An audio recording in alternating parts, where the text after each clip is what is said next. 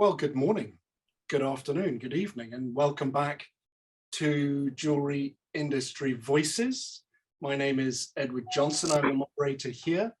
I've just found out that unfortunately it seems that somehow our chat is disabled. I'm trying to click a few buttons to see if I can fix that. But as many of you who join our webinars regularly know, the chat is a lovely place for people to hang out and have a chat with each other. So apologies for that. We'll see if we can get that fixed as we're running through this morning, this afternoon, or this evening, wherever you are in the world. So welcome back.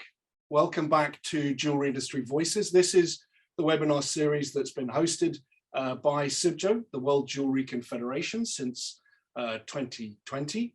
This is the third season that we're in now, and it's been 3 months since we were last together in May, when we were talking about the metaverse.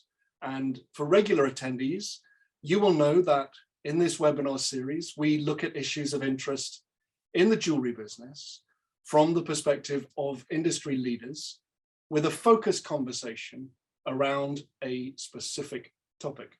So today, we are examining what is required to raise demand for jewelry amongst younger consumers.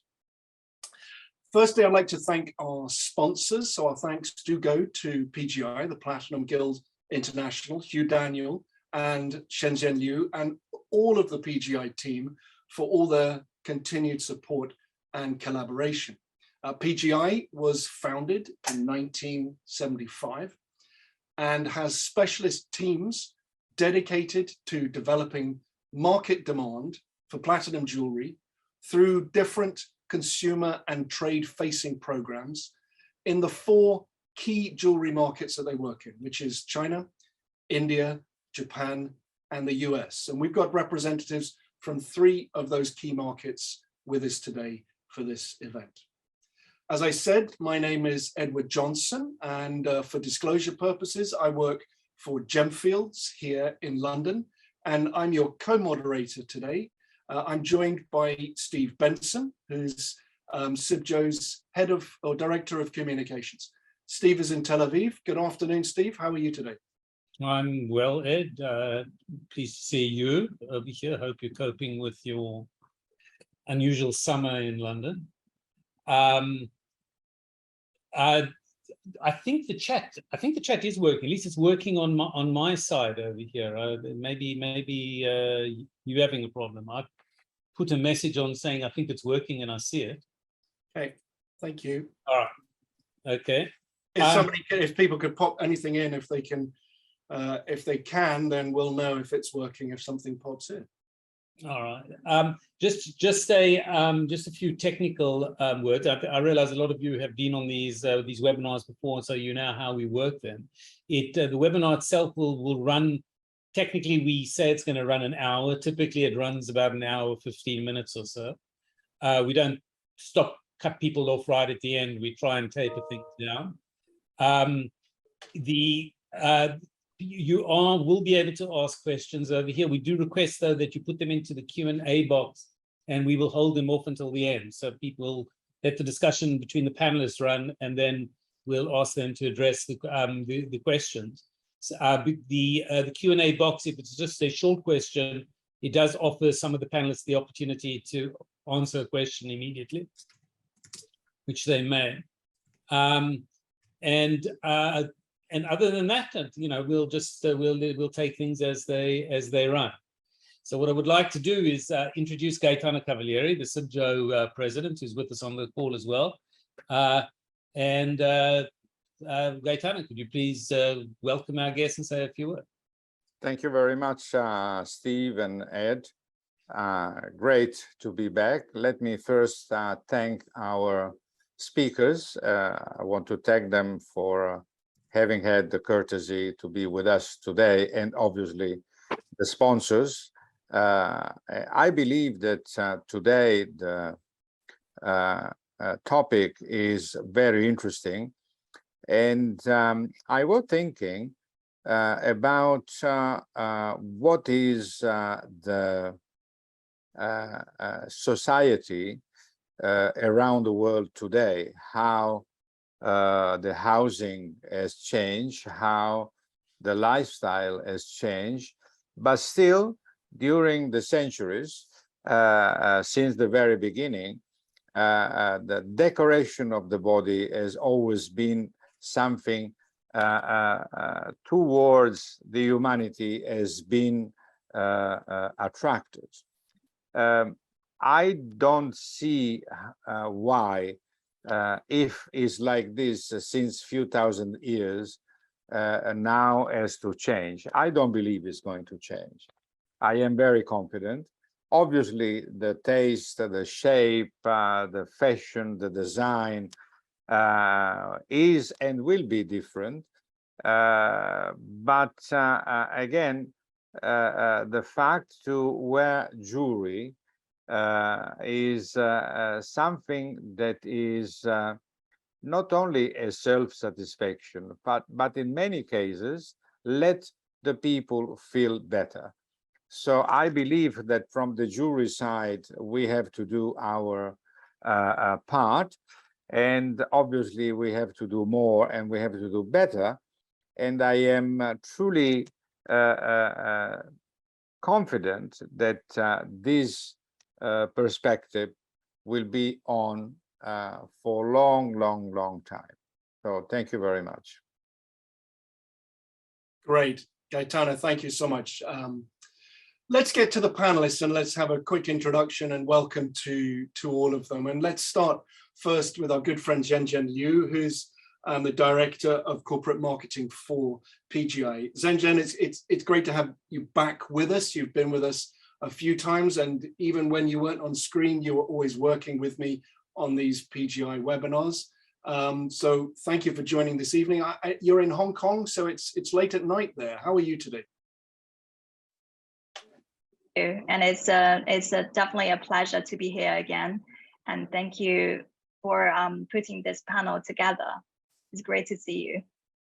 Thanks, Zhenjian. And next, let's stay over in Greater China and let's turn to Beijing and Han Ye, who is the lead partner for Kantar in China. Now, Han, you've had a very busy day, you were telling us earlier. Up at 5:30, you've had a big marketing event and a large banquet this evening. Thank you very much for having some energy to join us after all of that. Good evening.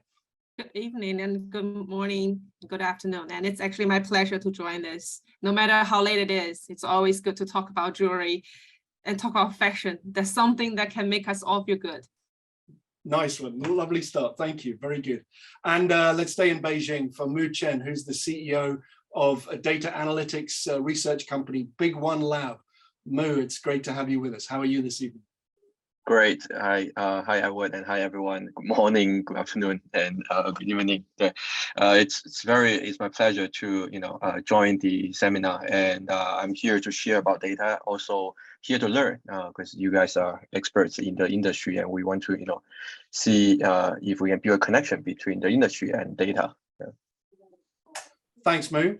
And let's zip across to New York now, in Westchester, where Jenna Kirshner is with us from 360 Market Reach, a company that's been working with PGI on consumer research in the US market for quite some time now. How are things this morning for you, Jenna?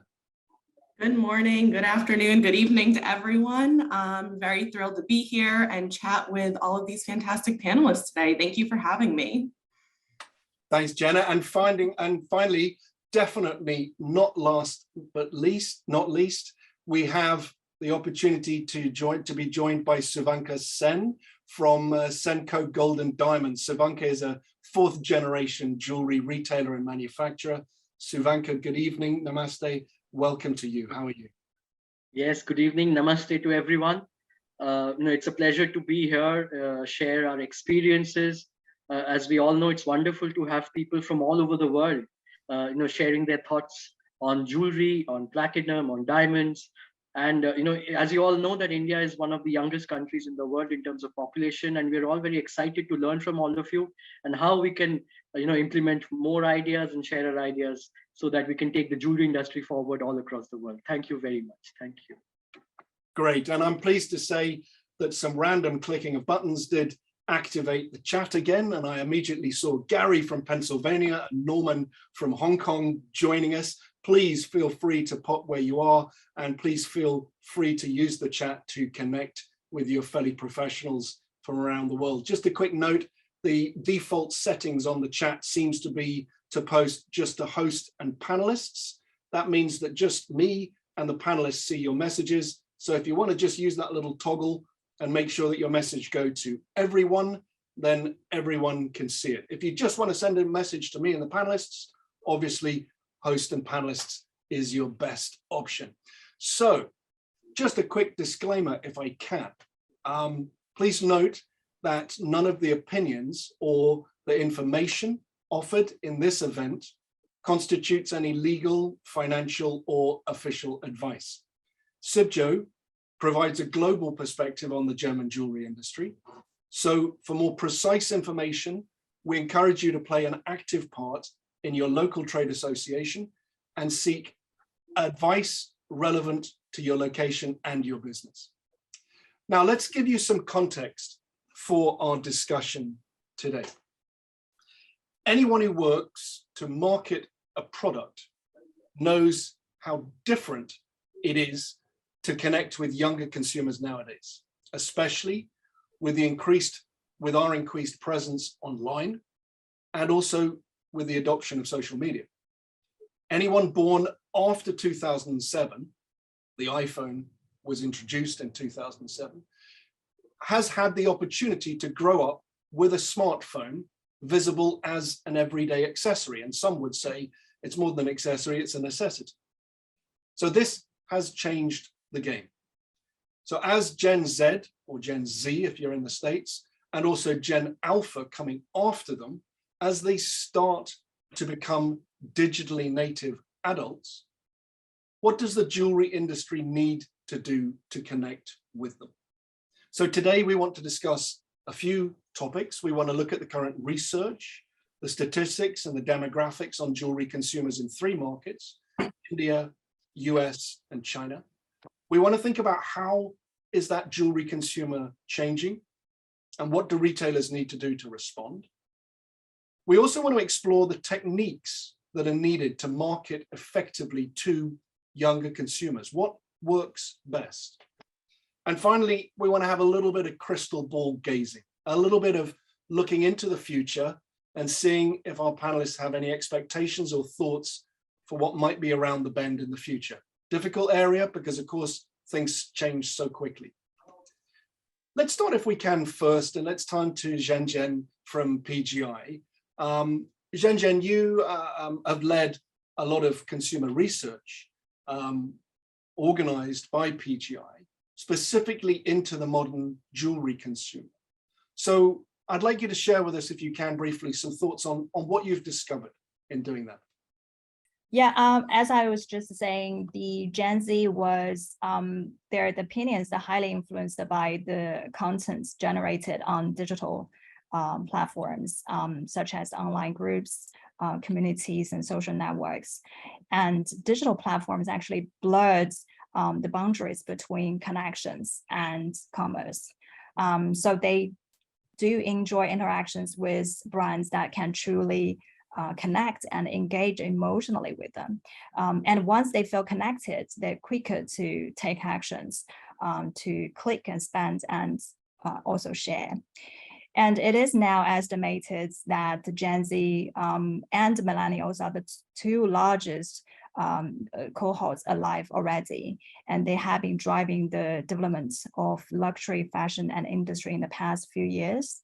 And they will be leading this growth of the market for the next few years as well. So we do have seen many brands have step up their efforts to attract and capture those consumers with improved product designs or targeted brand communications or novel and upgraded consumer experience. And as you mentioned, PGI is a global marketing organization to develop consumer demand for pleasant jewelry. So we do look at consumer, what do they want and what they need.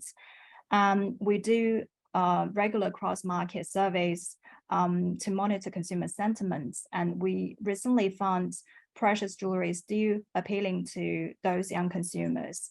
And in particular, the majority of the young consumers believe precious jewelry remains important for them to celebrate significant occasions, to signify their emotions and relationships they cherish, and also is personally meaningful to them.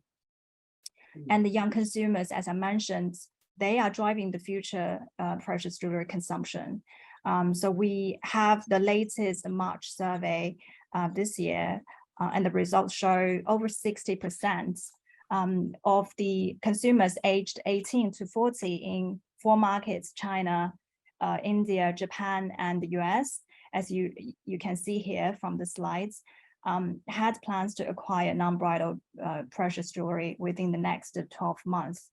And this proportion is much higher than the other consumer age groups.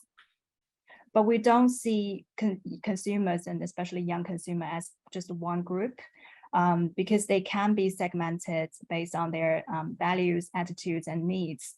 And for us, consumer segmentation provides the foundation for us to develop a brand proposition that is relevant, credible, differentiated, and single-minded. And we also design programs with our retail partners that resonate with the target consumer groups based on the brand proposition. So if you could move on to the next slide, that shows the framework, the strategic tool we're using to develop a different brand proposition and apply those insights to develop programs with our partners. And if you move on to the next slide. So for example, from the slide here, we can see even with similar social demographic backgrounds, the consumers on the left-hand side has different values and attitudes and needs towards jewelry compared with the consumer segment on the right-hand side. And definitely they will have different choices when they want to buy a piece of jewelry.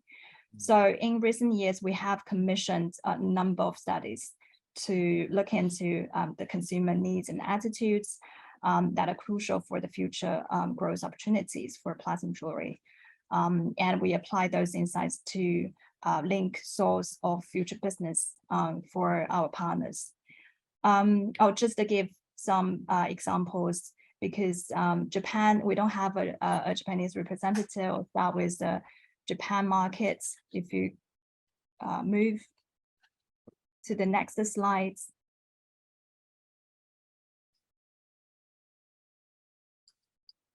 So in Japan, we know that precious jewelry, especially platinum, is highly preferred among senior mature women, women about 50 years old. But young women below 35 were less familiar with precious jewelry and platinum.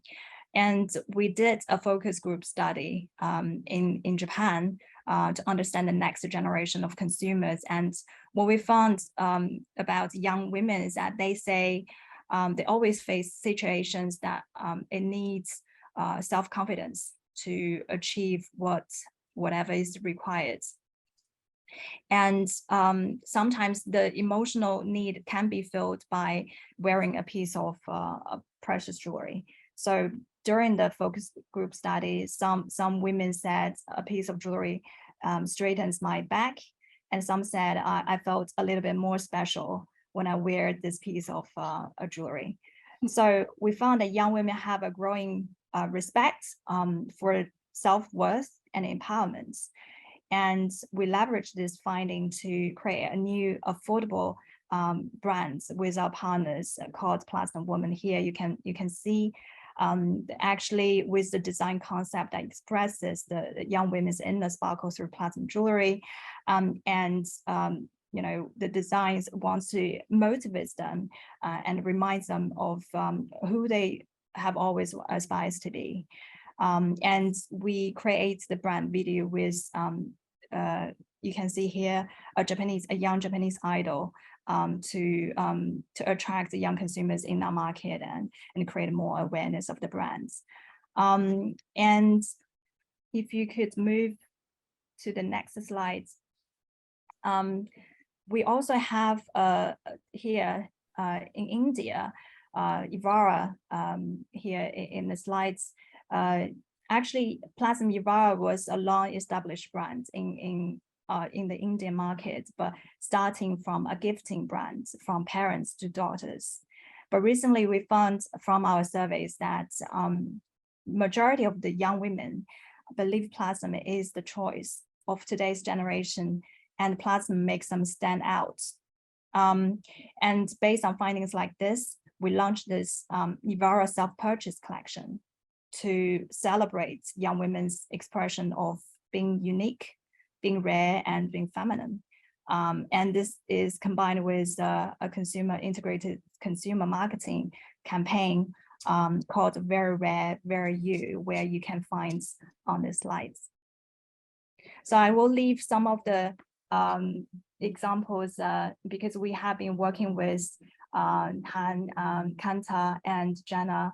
So I'm sure they will give more detailed elaboration and examples about the consumers, young consumers in China and in the US, and also from Suvanka in India and Mu about the data in China. Zhen, thank you for that. I really liked the feedback that you got, that platinum jewelry helps to straighten your back. You know, I like that expression. Let's start to look at some specifics then, and let's look at the US market first. It's still the largest market for fine jewelry in the world. So Jenna, if I can turn to you over there in New York, what research has 360 Market Reach done on young consumers, and in broad terms, what have you found? Absolutely, thank you. I really appreciate the opportunity to showcase some of the work we've done with the PGI USA team. Just in the past few years, we've done a lot of generational research with a strong emphasis on this new wave of the young jewelry consumer. So recently we did interviews and focus groups that explored how the younger generation perceives themselves, how they perceive the relationships and marriage and love. And through those qualitative interviews, our learnings exposed that this younger generation has a more contemporary, modern perception of relationships and love than the younger generations. So we dug a bit deeper to learn what are those first major milestones when Gen Z and millennials are first introduced to the fine jewelry industry. Many are first gifted a fine jewelry piece for a graduation, a promised commitment, or an engagement. And even for some, it's the wedding. And because of these occasions being so significant, there are certain emotions tied to them and tied to fine jewelry. So we're seeing happiness, pride, surprise, and also feelings of special, which I think Jen just mentioned as an insight from the Japan research. So we're seeing that as a consistent theme. Actually, most recently, we conducted some research with the PGI USA team exploring how sustainability is impacting the purchasing process of the young consumer, and really the different ways that sustainability can be perceived. We've learned there's a lot of different definitions of what sustainability means to this consumer group. And while this young consumer is very educated, the internet is at the tip of everything they do, social media, we're seeing there's a lot of opportunity for retailers to have conversations with these customers because there's still a lot to learn in sustainability and fine jewelry. So I'm hoping a little bit later on, I'll get to share some more findings from that research with you guys. Absolutely. We'll come back to that topic because I think it is one that's very important in the US and also in Europe. And I'm going to ask some questions to find out how important it is in China as well. But thanks for that, Jenna. That's nice kickoff on the research that you've been doing. Much appreciated. So let's turn to China now, and please forgive my pronunciation, but Xiaohongshu, or more known internationally as Red, is China's Instagram. It's the top e-commerce platform for all things fashion and beauty. Now, Mu, if I can turn to you in Beijing, you've researched it for the number of younger jewelry consumers in China and their engagement with jewelry on social media. So could you tell us a little bit more about that? And thanks for the graphic that we've got up on screen now. Yeah, sure. So we collect a lot of data from online and from different sources, from social media and e-commerce platform and other shoppers community, etc. So we put together this slide. It's kind of dense, so I'm going to just briefly walk through the slides. And you talk about you ask about the community, right? The young jewelry consumer population, and just some insights about it. From statistic or national statistics, there are about 360 million young people. By young people, we're meaning people around at the age between 16 to 35-year-old in China, right? And from our estimate, we collect data from e-commerce, and we found that it's about there are about 50 million young consumers that have shopped jewelry online. Right, so that's a very interesting statistic. Right? It's about it's a huge population, 50 million that have shopped online. So 1 in 6 of the young consumers in China. And in terms of the young consumers, right, young jewelry consumers, they are more, as you mentioned, they are more exposed to the digital platforms, and they're interacting with brands and shops in different channels. So taking Red, Xiaohongshu as example, the platform itself has about 70 million daily active users, and 80% of them are young people. And out of this whole 70 million population, we are seeing that around 9 million of them within a year have talked about their shopping experience on jewelry products, right? And think about the social buzz they have posted. There are 1.4 million posts that have been created talking about jewelry shopping experience. So it's a huge number, and so that's what we're seeing. So it's becoming a phenomenon and becoming I would say a large size, significant behavior or interaction change that we are seeing from our data. Wow, 50 million people shopping for jewelry online in China in that age group. I mean, the numbers when we talk about China are always totally different in terms of the scale. So thanks for that. Thanks for that update. And feel free if you want to add any more information as we go on around that data that you've been collecting. Thanks, Mu. I'd like to think now about how the consumers are changing, these younger consumers, and what reaction is needed from the industry, especially from retailers. And let's turn to India now. And Savanka, welcome to the conversations today. Now, how, from your perspective, your family's been in the generation for many, many years, 4th generation for you now, congratulations. How do you think Indian jewelry consumers have evolved over the last 10 years? And what is Senco, your business, and other jewelry brands in India doing to cater to their needs and engage with them? Right. So thank you, Edward. If you really, come to any of our stores, and if you see that, the parents coming with the daughters, you could actually see the vast difference in terms of their attitude, in terms of the way they're dressing. The young consumers of India today, they are filled with much more, ambition. The aspirations are running very high. So thanks to the internet, if you really look at the way the consumers across the country, and even in India, a very interesting thing is happening. That is that India is divided into 2 parts. We call it India, which is the urban cities, where there are many more young population coming from various parts of the country to work. And there is something called a Bharat, the ancient India, which is the tier 2, 3, 4 cities of India. But because thanks to the internet, we are seeing that the culture and the information, the trends that are getting, exchanged. And rather than, traditionally, we know that India, we value our seniors, we listen to them. They have so much ancient tradition.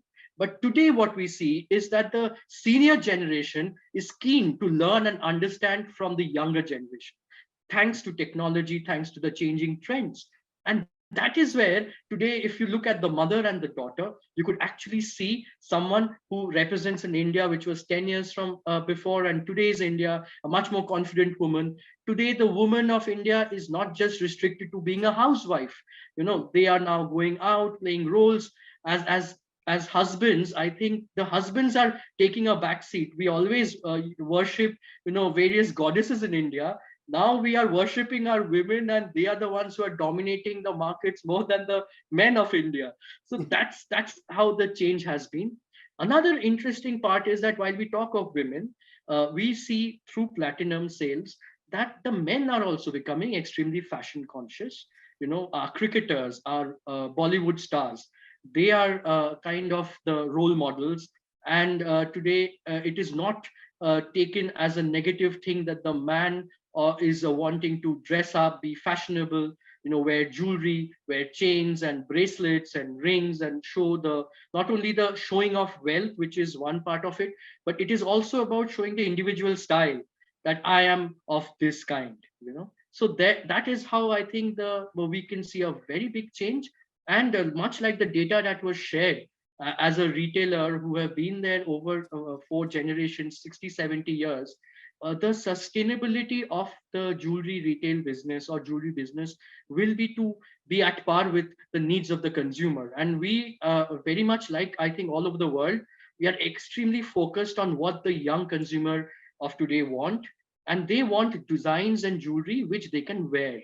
In India, jewelry is called as Sridhan, which means it is the saving and the wealth of the woman. In the weddings, they used to be gifted with jewelry from their parents.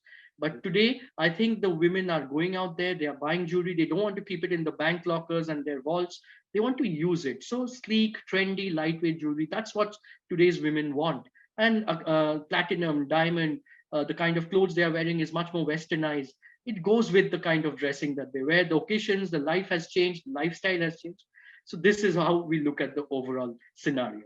That's wonderful. And I loved your expression about the older generation and the younger worshipping women. And I'm going to take that with me. It's a very strong trend. Let's keep that going. Han, are you back with us? Can you hear us okay? Can you join us? Yes, can you hear me? Oh, that's wonderful. Nice. Thank you. That's cool. I knew you'd sort it out. So we were talking earlier about the research that you've been conducting with Kantar, working for many, many years now with PGI. And so from your research, what role do you think jewelry plays in their expression of value and also their expression of their personality? Yeah, I have to say, by listening through all the panelists, what they have just shared, I think we actually see quite some commonalities, like in different markets, India, US, here in China.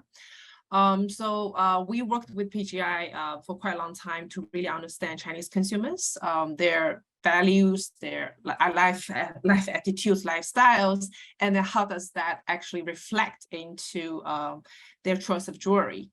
And it's quite interesting. I just want to share, without being very duplicated, I just want to share one thing, is that for the Chinese young consumers, the Gen Z, if we want to be specific, jewelry actually is a very important part of their outfit of the day.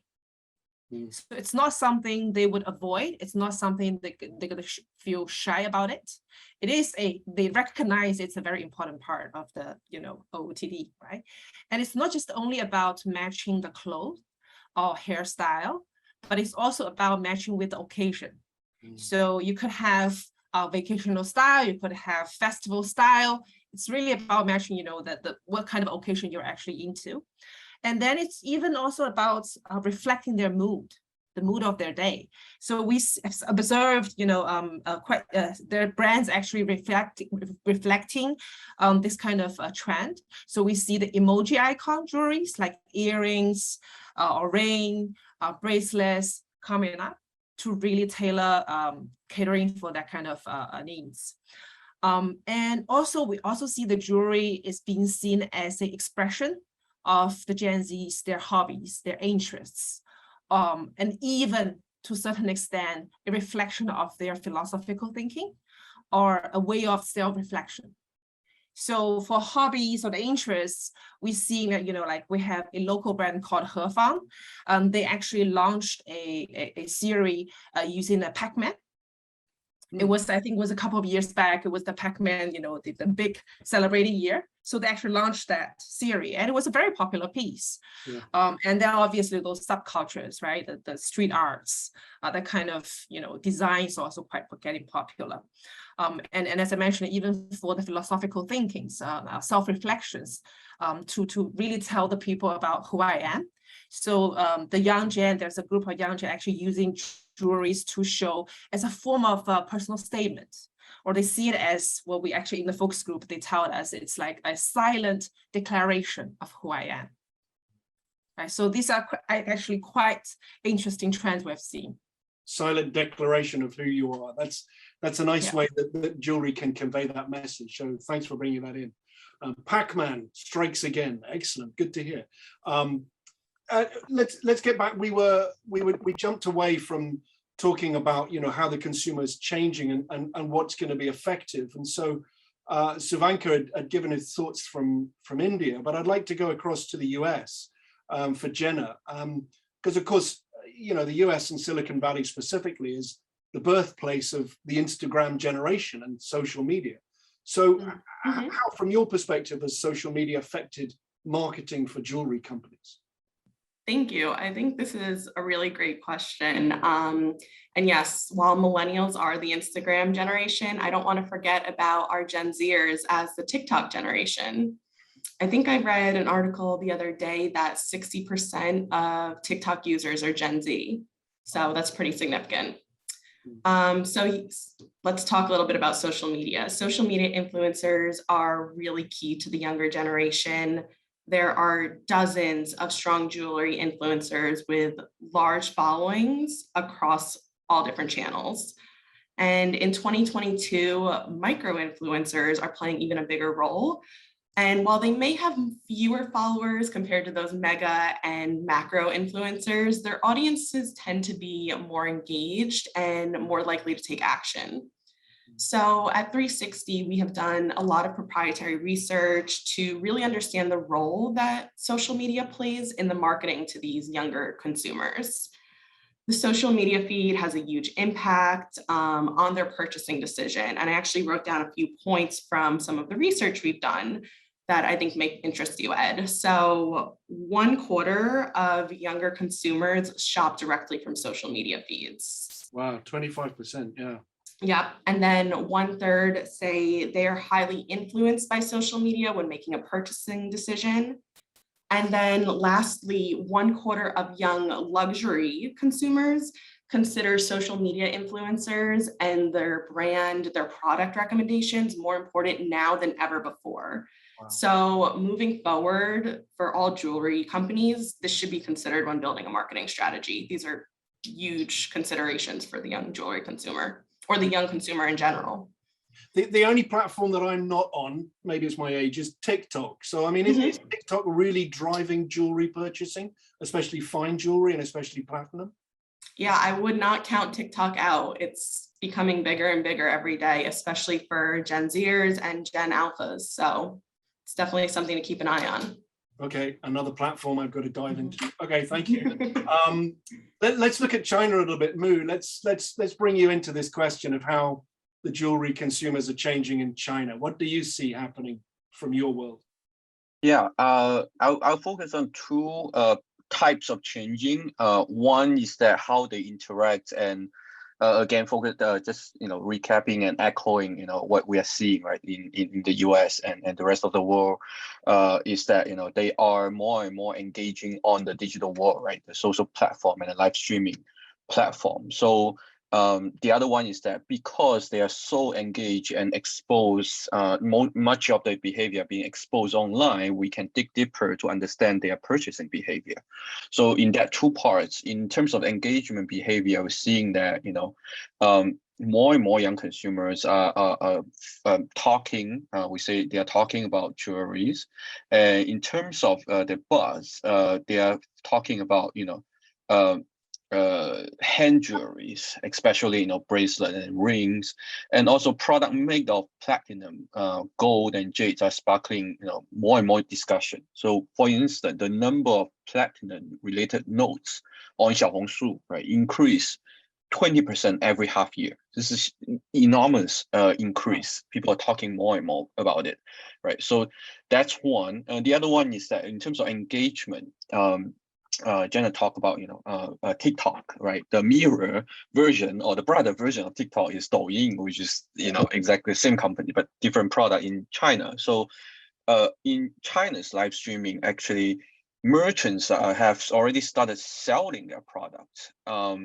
And by June this year, the purchase, the GMV, gross merchandise value of jewelry being sold in Douyin has grown 100% to about 2 billion US dollar, about 12 billion, 18 billion RMB, right? So it's huge growth, and live streaming e-commerce, right? Has become a large channel. Of course, the average value is lower than the mainstream on average, but has contributed 22% of the online sales of jewelry, right? And so that's very interesting in terms of the engagement purchasing behavior, and because they are so exposed again to online. So when we dive deeper into the young jewelry consumers preference change, which I would like to echo, right? That more and more of these young consumers are I would say dare to express themselves and then use jewelry to express themselves. So in terms of data, we're looking at we see that just now Han mentioned that outfit of the day is kind of the key use of the jewelry purchase and consumers, right? We see that products related to outfit of the day as well as business occasion usage has grown. Their revenue has grown about 40 to 80% year over year. And the other thing that we saw in terms of the preference change is that they are looking at unique design and ingenious design. So for example, a stackable and multi-wear products, product that's related to that concept, and multi-wear stackable products has seen their revenue growing at 20% year over year. So I think the youngsters wants something that's unique, right? More expressive, as well as they are, I would say, they want more money to the buck, because multi-wear can be used at different occasions, right? So and lastly, in terms of the preference behavior, I would say jewelry. We're seeing that jewelry that are related to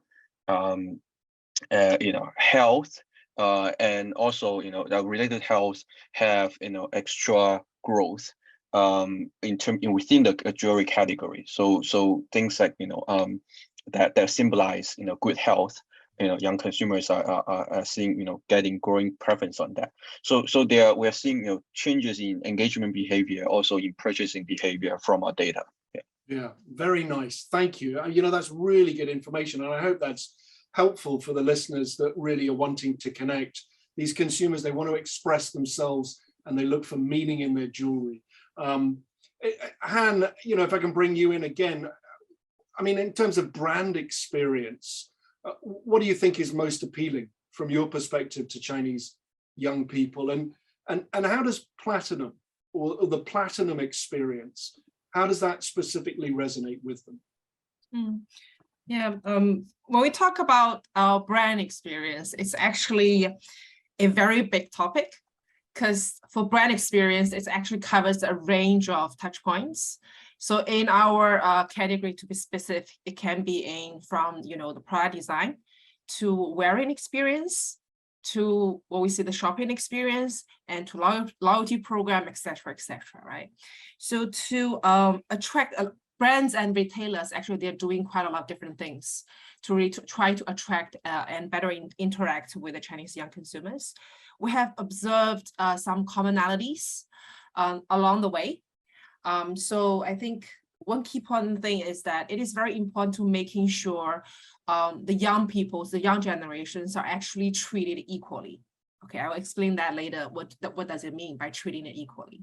Okay, and then it's also important to actually providing them with really fun engagements, so that to help them to express their individualities at the most. So that's the three commonalities we have seen. So let me explain by what do I mean by treated equally. So this is the one trend we've seen, that to better engage with Chinese consumers, the young consumers, the old classic condescending way of communication, or the educational like tone and manner on the piece of jewelry or on the metal actually doesn't really work anymore. Okay, brands has to adopt more of an equal kind of tone and manner, so peer-to-peer way with very lively expression, so that the young consumers can actually resonate emotionally and connect emotionally. So for example, I know like platinum is talking about tenacity, right? That's basically the core essence of platinum. But what does tenacity mean to Chinese young consumers? We actually conducted research with PGI to really understand that. Okay, so but the key learning is that it won't work if we just show them the numbers, how hard it is, how strengthened it is. It won't work. What really works is that you have to translate that into the occasions or into the daily challenges that young consumers are facing every day. Like real life examples. Like giving them real life examples. Yes, exactly. So that it can emotionally connect and resonate it. Right? So that's the one key learning about this communication. And about the product experience. Design is always the number one key buying factors here in China. We're like tracking that for many years. But what we've seen recently is that design is not just about a static design. Wearing it in a very playful way or have multi-purpose is very important. So we call this wearing experience or using experience. In a very playful using experience is important. It actually can make jewelry into a live metal. So transform the jewelry from a lifeless metal into a very interactive engagement. Yeah. Right. Yeah. And DIY makes perfect sense. We actually have a very big online diamond jeweler. They create this mini program to really actually bring in the, it's actually for the wedding ring purchase. So they create this mini program having this all 3D tools for the couples to actually design the ring by themselves and also place order online. So you may say, wow, it's fine. It's like something we have seen before. The unique thing is that it's not just by finally can deliver a perfect ring for the couple. They also actually can create a very perfectly short video along with the product to show them how they actually, design the whole process. So it's a really good way for the young consumers actually, when they receive the video, they can post it online. Mu mentioned about, the Xiaohongshu, the red. It's actually a platform. It's a social platform. People can post it online and to show off, right? And shopping experience. It's no longer about the store, the static store. We've seen a lot of brands, jewelers, and also the luxury brands are trying to create this fun explorational experience in the store. So it's really to foster the purchase in a very artistic and interactive way. Yeah, so great. by doing that, it's not just about purely engaging with the consumers, but it's also about, they can experience this aesthetic value of the jewelry. And it's easier to command a premium, actually. Well, that's a really important point, isn't it? The more you put in, the more effort you're putting into how you connect, the easier it is to sell, and perhaps the larger price point you can charge. That's really helpful about people selling into China. I'm quite interested to bring Suvanka back in for what are the effective techniques that he sees are working for the modern younger Indian consumer, and also specifically, we've been talking about social media, the different platforms that are used in China compared to the US. So what's been the role of social media in India from your perspective? So, there are two ways of looking at it. One is that if we look at the internet users in India, we have more than 658 million internet users, one of the highest in the world. And the kind of subscribers we have to Instagram, more than 500 million users are in Instagram. And that has become the new magazine. And that is what the young women of today are trying to follow, what's the trends like. And that is what the various brands are using to pass on the communication. That is on the use of social media. We have the Facebooks and Instagram, which are doing very well amongst the consumer that are there. On the other hand, what is it that we are doing to make the consumers engage with us?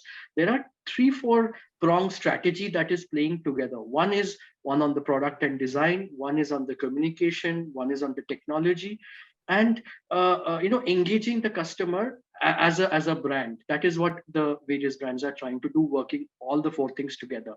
For example, like when it comes to product, let's take the platinum love bands. Now, what has happened is we have always known that a wedding ring was very important in the Indian culture, right?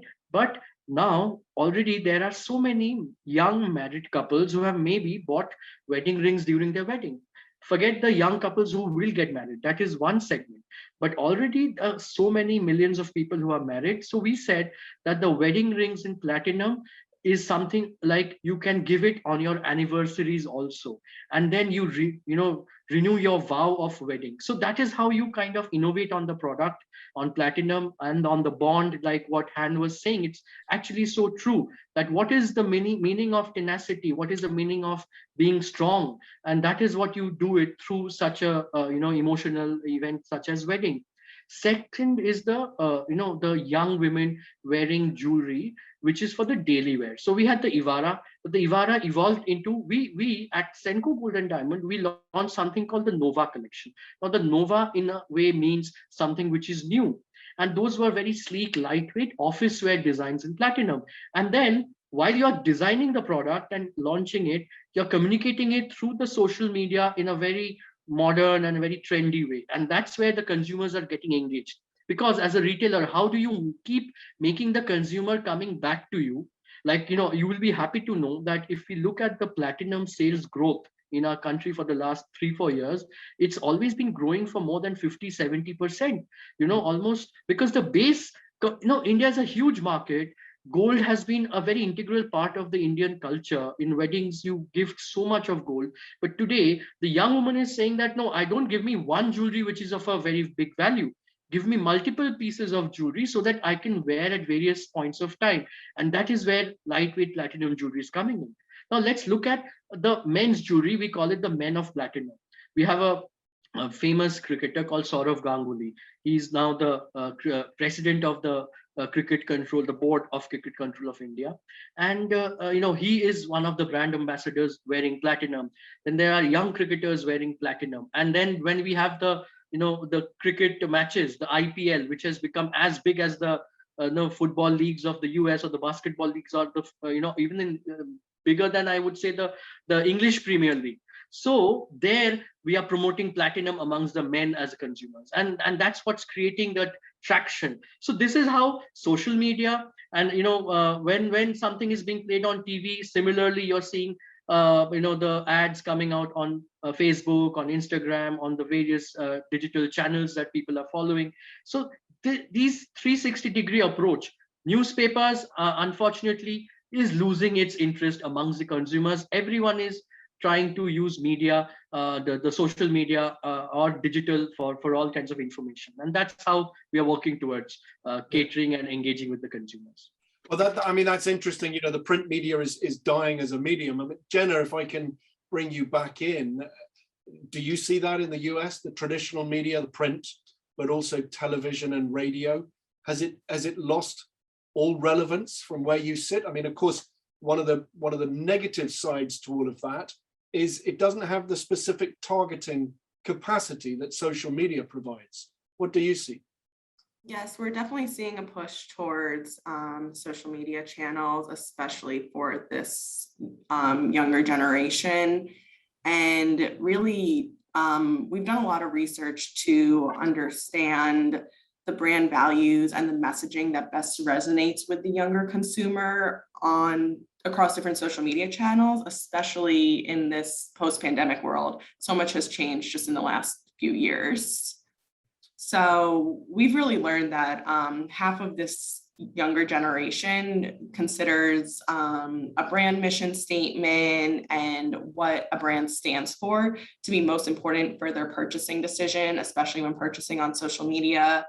They are highly influenced by brands that are honest, transparent, authentic, and that aligns with their values. So I think there's definitely a push for showcasing that through social media versus traditional channels.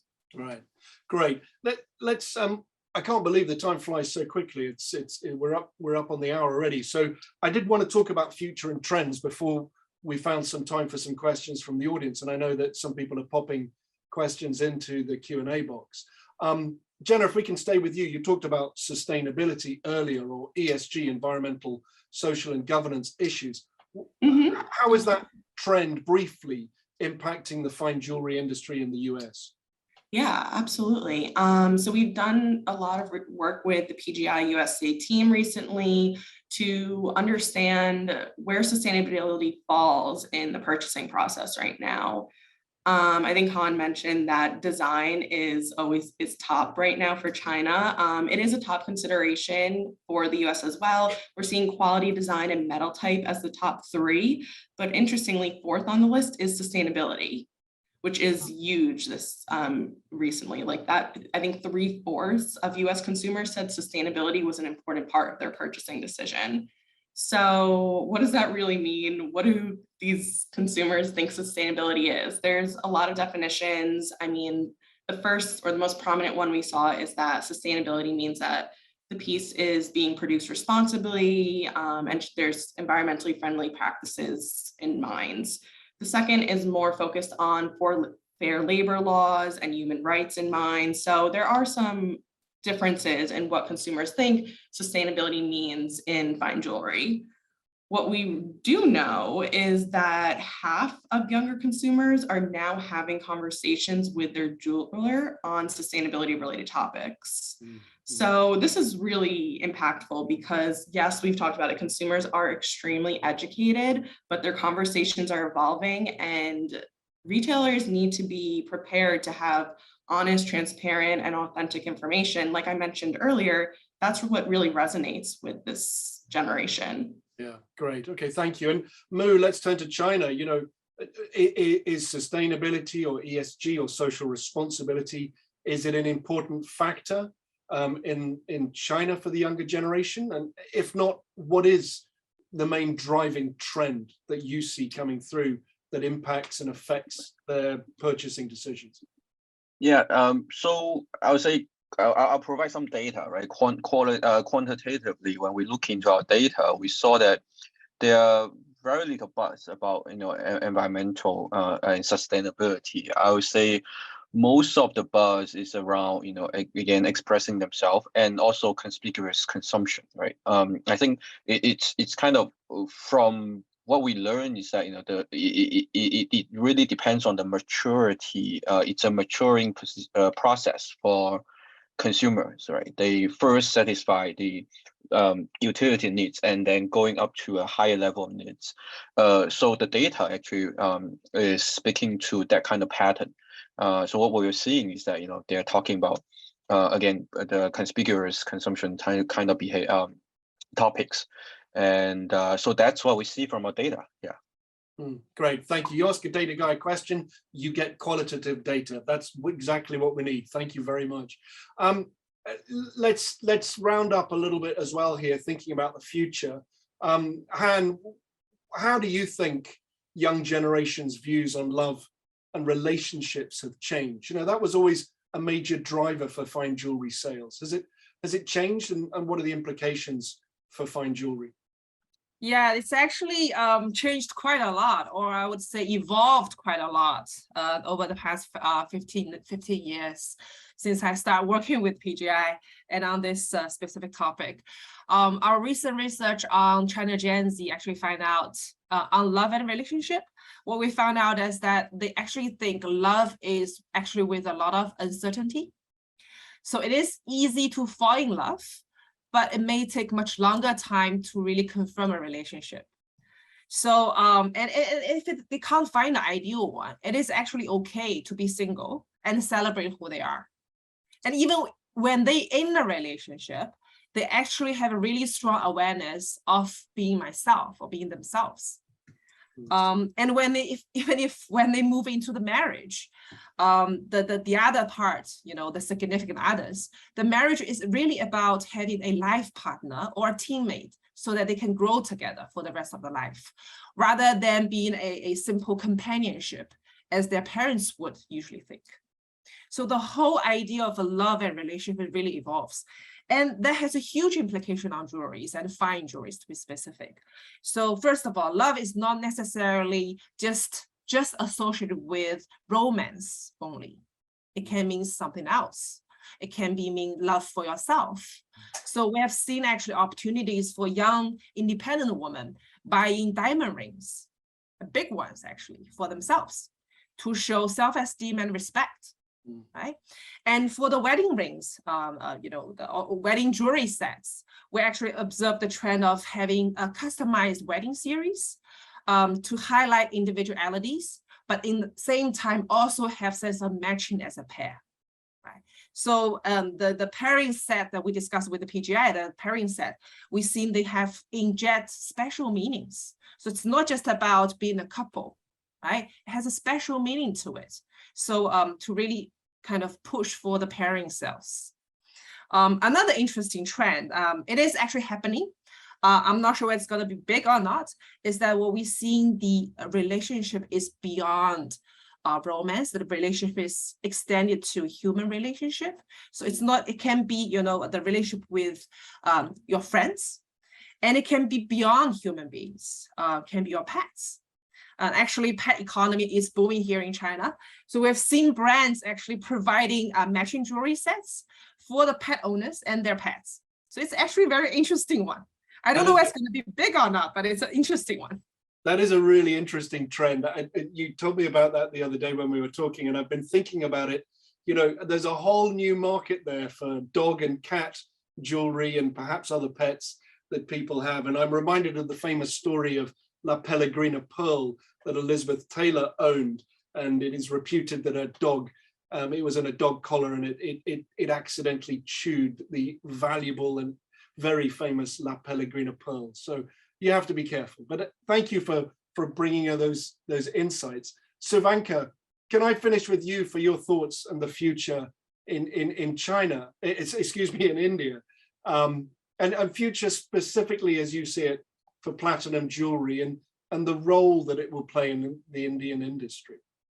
See, you know, a lot of ideas that Han spoke of, you know, it really is as much as, you know, important and applicable to India in terms of the definition of love and romance. And now marriages is not just about romance, it is about mutual respect and friendship. And that makes things sustainable, you know, when there is a mutual respect for each other. And I think that's what we need to take when we talk of sustainability, is that we respect our environment, we respect our Mother Earth, and we do things keeping the long-term relationship in mind. That is one. The second part, which I feel beyond that, is the impact of digital marketing and digital media has impacted.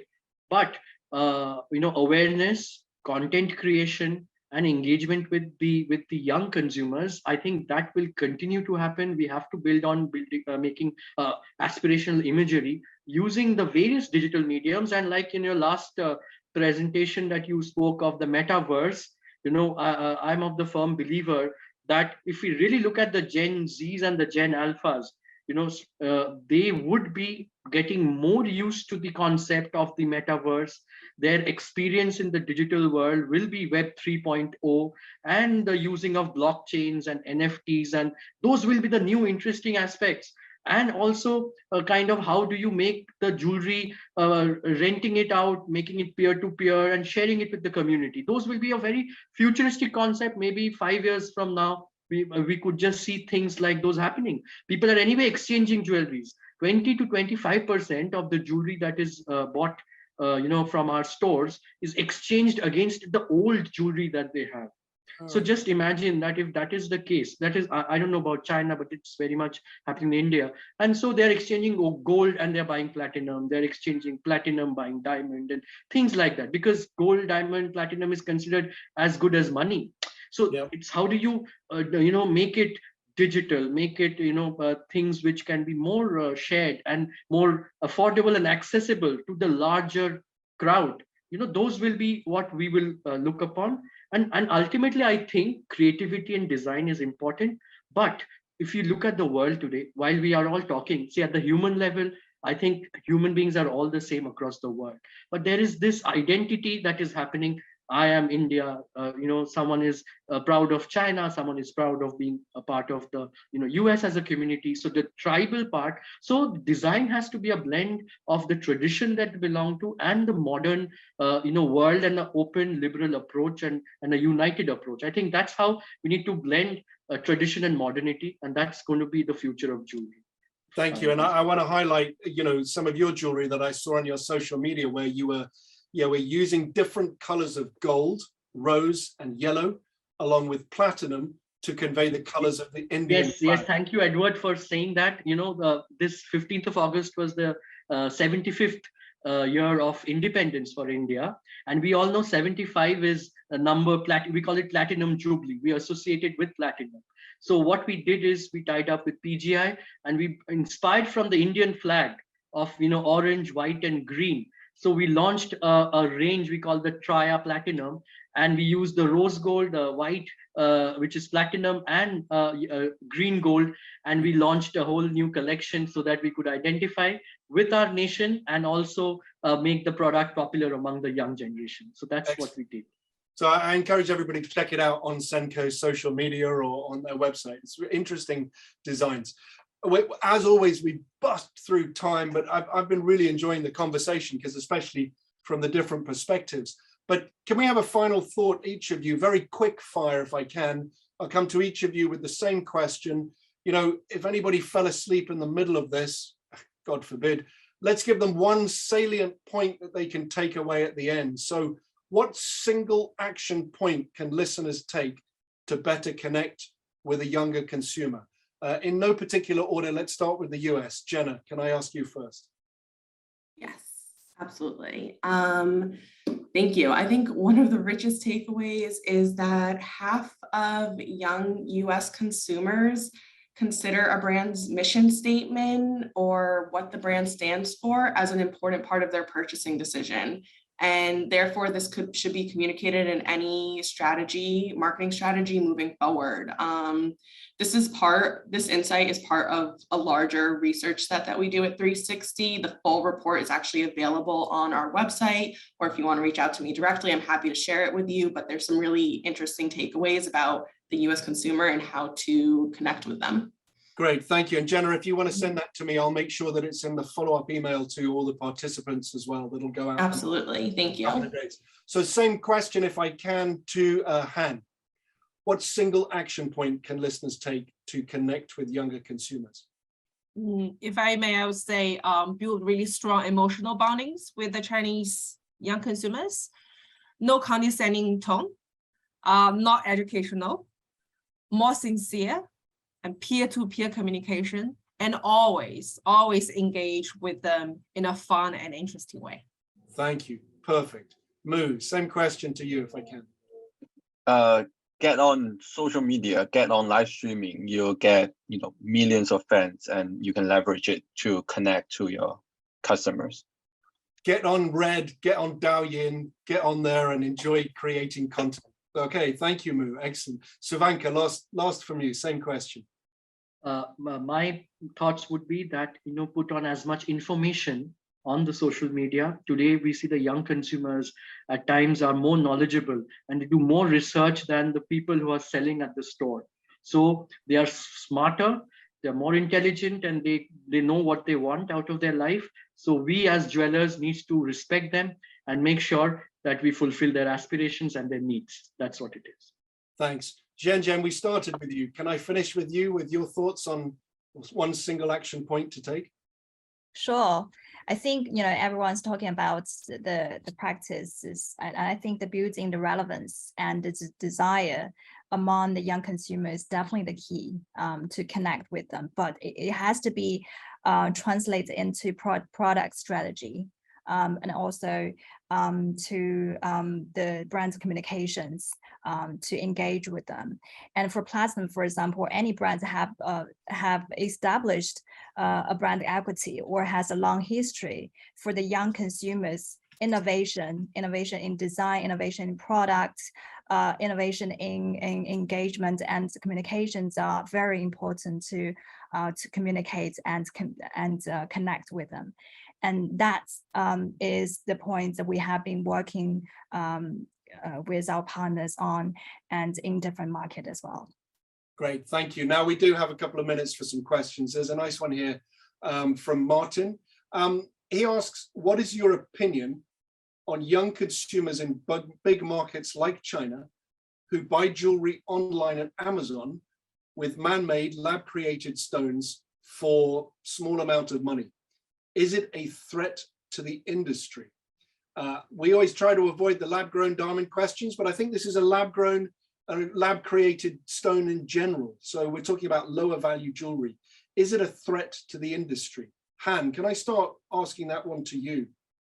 It's actually a very good question. I think Mu, because he's actually following on the red, so he would have a better idea on all the social sentiment on that one. But what we have seen is that yes, young consumers are buying lower price jewelries, but they do see the difference between low price jewelries versus the fine jewelries. And as I shared before, the fine jewelries still have a very important role to play in their life. So actually very interesting, for today's marketing event I'm actually attending, we are talking about building high quality brands here in China. And there's one important aspect on it. On this VUCA time now, it's not just about jewelry. It's actually about the general consumption in general. Chinese consumers actually are pursuing not just price, but high value, high quality, high value for money items, meaning that they would pay certain amount of money, but the perceived value, if it's higher than the money they pay, they will pay for it. Okay. Yeah, so for the fine jewelry, it's the same. And we talk about fine jewelry has a role to play in their life. So yeah, it coexists, but at least for now, we can keep monitoring that. For now, I don't think it's a big threat. So can I put that, you mentioned Mu might have some insights, the data guy. What does your data tell us, Mu? We have to run some algorithms, so we will get back to you, later on. But just something to talk about, to share, right? We again, I think one thing that we're seeing in China in terms of the consumer in general, and it's also applicable to jewelry, is that the consumer is become more segmented, and they are segmenting also their individual needs. So as Han mentioned, that they are looking at fine jewelry as well as value to the bucks jewelry, right? So we're also seeing similar trends. The growth is across different level of products. So 1/3 of what's being sold, on Douyin e-commerce are lower priced stuff, but then also we're seeing growth on fine jewelry. So So I say it's not a zero-sum game. What we're seeing here is the pie entirely is getting higher, bigger and bigger, and people are, each category, different types of product they are growing because of the larger and more sophisticated, more segmented consumer group in China. Yeah. Cool. Okay. Thank you very much. It's 18 minutes past. We've had a really engaging chat. I know a lot of people have had to leave and have put their apologies in the chat.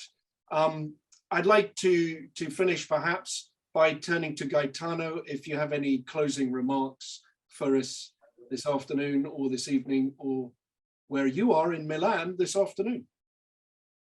Thank you very much, Ed. Let me first thank the speaker, all of them. I have truly enjoyed listening their presentation and consideration, which have been to me very, very, very inspiring in several sense. Obviously, in the sense of the action that CIBJO is constantly doing, in the sense of the action that has to be done more than what has been done up to now in several directions again, such as sustainability, such as social media, such as new way of sales, such as new marketing, let's say new frontier. If I have to make all my comments, I think that for the next hour we'll be still here and we do not have this time. But I can see the number of friends that are still on, and I want to thank them for their contribution. And please send us your comment or email or whatever you think is most appropriate, because we are very committed also to the future of our industry.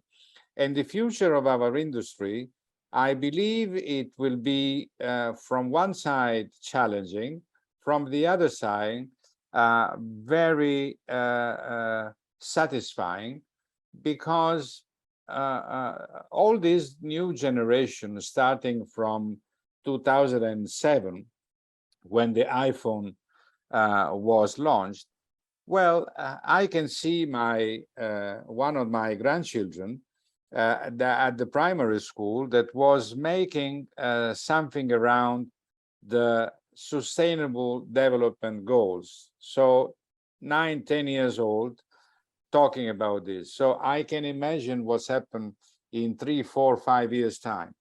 So yes, we have to take care of our young generation, because our young generation are our future. So I stop here as a comment, because otherwise, as I said, I will speak for 1 hour, and not the case. But thank you very much, all of you, speakers and friends attending this webinar, and naturally to Ed and Stephen for their great organization. Thank you very much. Okay, thank you, Gaetano, for hosting all of this through CIBJO and all the work that you do. Thanks also to my colleague Steve, diligently helping in everything that we're doing. Thank you all to the panelists, to Jenna over there in New York. We wish you a great rest of your day. Your evening is just getting started there, Savanka, so I wish you a nice dinner and a nice restful rest of your evening. For Han, for Mu, and for Zhen, you can go to sleep now, put your head on your pillow, and feel that you've done a very good day's work, and many people are very appreciative of your time this evening. So thank you to you all.